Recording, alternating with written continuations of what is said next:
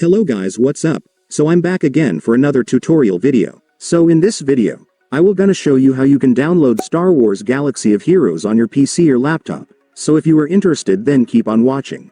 But before all that, if you are new to my channel, consider to like and subscribe for more videos like this, and also, you can comment down below if you have something that you want me to make a tutorial about. So without further ado, let's start the tutorial.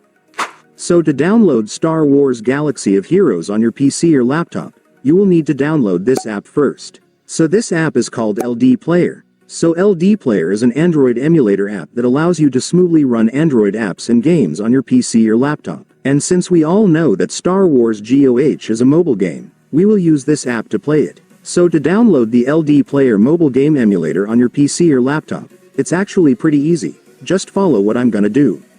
So for the first step, I want you to go to your Google Chrome or any web browser on your device. And once you're on your web browser, next, you will need to go to the official website of LDPlayer, since that's where we will download the app, so just search this on your search bar. Make sure to enter this correctly so you will be directed to the website.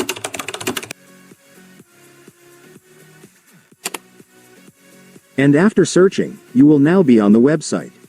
So to download the app on this website, it's so simple, since if you will take a look, you will now be able to see the download button right here. Just go and click it. And after clicking it, your LDPlayer app installer will now be downloaded, so you can now click the file to start installing the app. And then you will now begin the installation setup. So right here, you just need to make sure that you've checked their agreement terms, and then you can now click the install button after that. And then the app will now start installing, just wait for it to finish.